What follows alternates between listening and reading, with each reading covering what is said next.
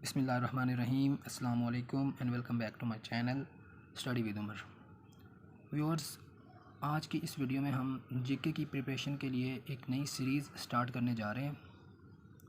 इसमें हम country profiles को डिस्कस किया करेंगे और ना सिर्फ कंट्री प्रोफाइल को देखेंगे बल्कि उस कंट्री का जो हिस्टोरिकल बैकग्राउंड है वो भी हम देखेंगे।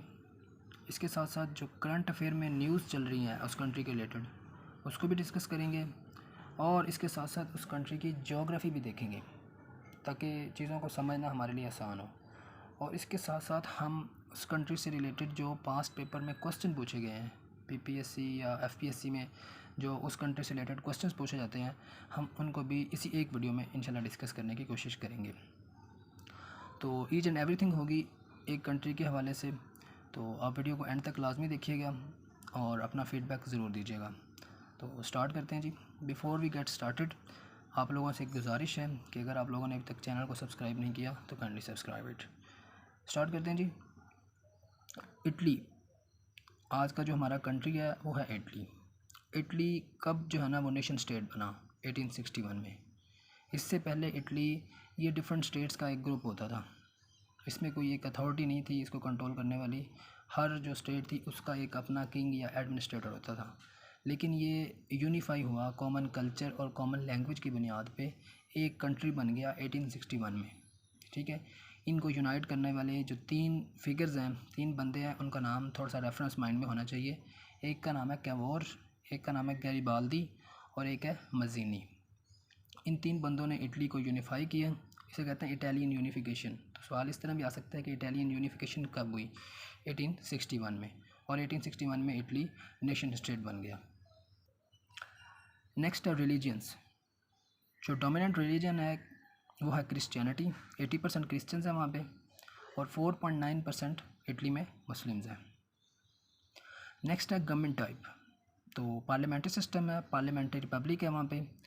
इनके जो प्रेसिडेंट हैं वो 2015 से एक ही प्रेसिडेंट है इनका, सर्जियो मैट्रेला। पीएम इनके जो हैं उनका नाम है मारियो ड्रागी। उन्होंने अभी अभी रिज़ाइन किया रिसेंटली। तो एक तो सवाल ये बनता है करंट अफेयर के लिहाज से कि इटली का पीएम कौन है, तो उनका नाम है मारियो ड्रागी। लेकिन अब वो रिज़ाइन कर चुके हैं। तो ज़्यादा इंपॉर्टेंट क्वेश्चन ये है कि उन्होंने कब रिज़ाइन किया है? 21 जुलाई 2022 को। नेक्स्ट है कि इलेक्शंस कब होंगे? जो नया पीएम है उसको चुनने के लिए जो इटली में न्यू इलेक्शंस हैं वो कब होंगे? 25 सितंबर 2022 को। तो सितंबर में ही पाकिस्तान की जो 9 सीटें हैं नेशनल असम्बली की उनके लिए इलेक्शन कब हो रहा है? वो भी सितंबर में हो रहा है। और इटली के न्यू इलेक्शंस कब हो रहे हैं? वो भी 25 सितंबर में यानी कि हो रहे हैं 25 सितंबर को। इसी के साथ साथ एक रेफरेंस ये भी है कि नेपाल और इज़राइल ये दो कंट्रीज़ हैं, इनमें भी इलेक्शंस होने जा रहे हैं। तो इनमें इलेक्शन कब हो रहे हैं? नवंबर में। और ब्राज़ील में कब इलेक्शंस हो रहे हैं? अक्टूबर में। ठीक है, तो ये इलेक्शंस के रिलेटेड जो न्यूज़ हैं वो आपका माइंड में होनी चाहिए। इसी तरह एक फ़ॉरेन जो FIA का जो असिस्टेंट डायरेक्टर का पेपर था उसमें एक क्वेश्चन आया हुआ था कि कौन सा इटली के जो पीएम है जिन्होंने विज़िट किया पाकिस्तान में सितंबर 2021 में, तो उनका नाम है ल्यूगी डिमायो। अभी भी ये फॉरेन मिनिस्टर इटली के यही हैं। तो इनका नाम भी जो है ना माइंड में होना चाहिए। नेक्स्ट है कैपिटल।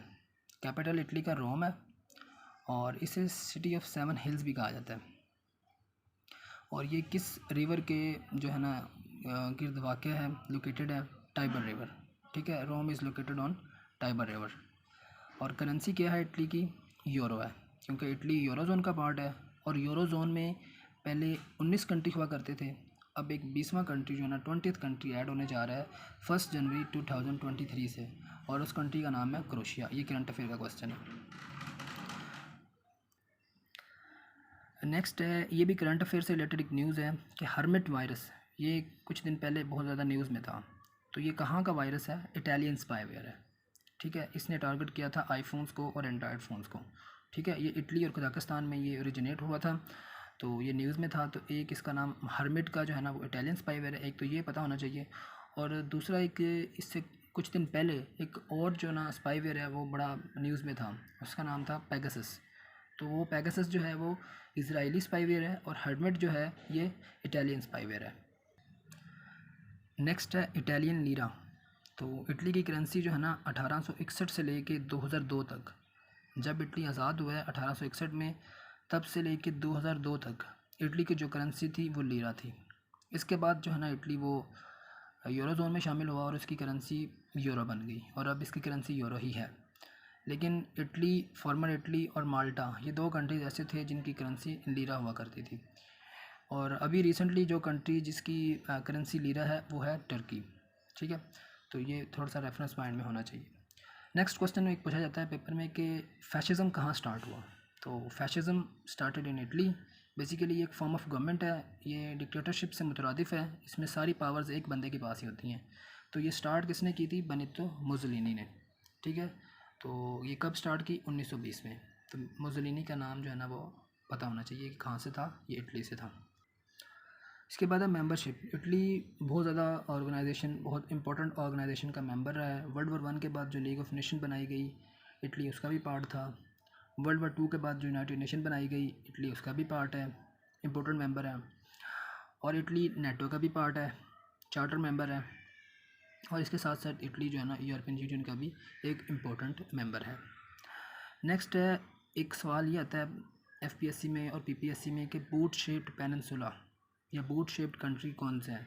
तो वो इटली है, क्योंकि इसकी जो शेप है वो एक बूट की तरह बनती है। ये देखें आप, ये एक बूट बन रहा है, तो ये कंट्री जो है ना इटली है, जिसकी शेप जो है ना वो बूट की तरह है। नेक्स्ट है कि इटली के अंदर कितने इनक्लेव्स हैं। तो दुनिया में सबसे ज़्यादा इनक्लेव्स किसी कंट्री के अंदर अगर पाए जाते हैं तो वो इटली है। तो 2 इनक्लेव्स हैं। इनक्लेव क्या होता है कि कंट्री के अंदर एक कंट्री का पाया जाना। तो इटली के अंदर 2 कंट्रीज़ पाए जाते हैं, एक है सैन मरीनो और एक है वेटिकन सिटी। वेटिकन सिटी जो है वो रिहाइश गाह होती है पोप की। पोप जो कि ईसाइयों का सबसे बड़ा मजहबी पेशवा होता है। ठीक है, और इस पर जो अभी जो करंट पोप है इनकम्बेंट, उसका नाम है पोप फ्रांसिस और वो अर्जेंटीना से है और उसकी रहाइश गाह किधर है? वेटिकन सिटी में। नेक्स्ट क्वेश्चन जो एफपीएससी पूछती है या पीपीएससी में आता है कि रिनेसेंस जो है वो कहाँ पे स्टार्ट हुई। तो रिनेसेंस जो है वो फ्लोरेंस में स्टार्ट हुई। फ्लोरेंस जो है वो इटली का एक शहर है और कब स्टार्ट हुई? 1300 एडी में। नेक्स्ट एक सवाल आता है कि ओलंपिक्स को कब होस्ट किया था, स्पेशली समर ओलंपिक्स को। इटली ने जो होस्ट किया था समर ओलंपिक्स को वो 1960 में किया था। ठीक है, और कहाँ पे हुए थे? इटली के किस शहर में? रोम में हुए थे समर ओलंपिक्स। ठीक है, और बहुत इंपॉर्टेंट न्यूज़ जो है वो 2026 के जो विंटर ओलंपिक्स हैं वो कहाँ पे होंगे? इटली के 2 शहर हैं, मिलान एंड कॉर्टिना। 2022 का जो विंटर ओलंपिक्स है वो तो अभी चाइना में हुआ है, बीजिंग में, लेकिन 26 का जो है वो अनाउंस हो गया कि वो कहाँ पे होगा? इटली में होगा। और इटली के 2 शहर हैं, मिलान और कॉर्टिना। मिलान को फैशन कैपिटल भी कहते हैं इटली का। मेन कैपिटल जो इनका है वो तो रोम है, इसके अलावा इनका जो फैशन कैपिटल है फैशन, वो मिलान है। नेक्स्ट है इटालियन पेंटर्स। इनसे रिलेटेड भी क्वेश्चंस आते हैं एग्ज़ाम में कि लियोनार्डो डा विंची ये कौन था? ये एक इटालियन पेंटर था और इसने जो पेंटिंग की हैं फेमस पेंटिंग्स, उनमें एक मोनालिसा है और एक द लास्ट सपर। ठीक है, द लास्ट सपर और मोनालिसा ये किसकी पेंटिंग्स हैं? लियोनार्डो डा विंची की, जो कि एक इटालियन पेंटर थे।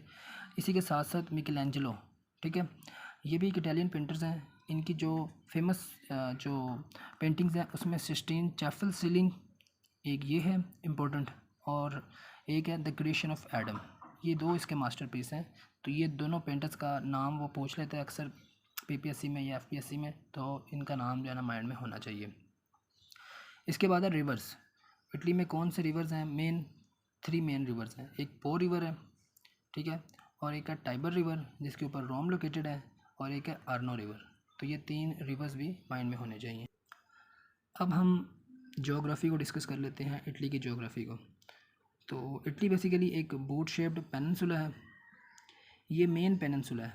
इस मेन पेनिनसुला के अलावा 2 टेरिटरीज़ हैं जो कि इटली को बिलोंग करती हैं। एक तो ये है सिसिली, ये वाला पोर्शन, और एक सर्डिनिया, ठीक है, ये वाला पोर्शन। ये दोनों जो टेरिटरीज़ हैं ये भी इटली से बिलोंग करती हैं।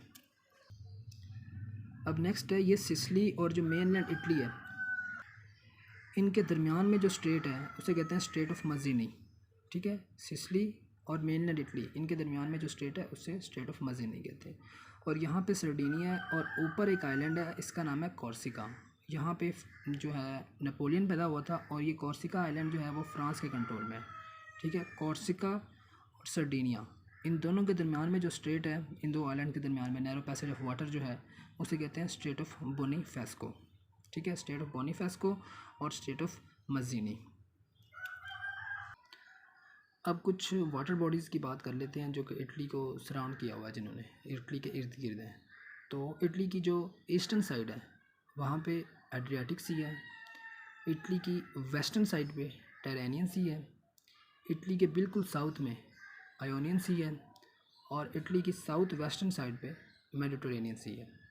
ठीक है, और रिवर्स की बात कर लें तो यहाँ पे जो नॉर्दर्न साइड है एल्प्स माउंटेन्स हैं, उसके नीचे बिल्कुल पो रिवर है और यहाँ पे जो है ना ये रिवर टाइबर रिवर है। ठीक है, टाइबर रिवर जहाँ पे रोम लोकेटेड है जो कि कैपिटल है इटली का। ठीक है, और यहाँ पे इसी के साथ ही जो है ना वेटिकन सिटी है जहाँ पे पोप रहता है, जो कि पोप फ्रांसिस है, अर्जेंटीना से बिलोंग करते हैं। तो ये था मेरे ख्याल में, मैंने कोशिश तो की है कि इटली के लिहाज से जो भी डेवलपमेंट्स हैं, जो भी न्यूज़ है, जो भी क्वेश्चन पूछे जाते हैं उसको कवर करूँ। अगर इसके अलावा और भी कोई क्वेश्चन आपके माइंड में हो तो आप उसको कमेंट कर सकते हैं। तो ये था जी आज का कंट्री।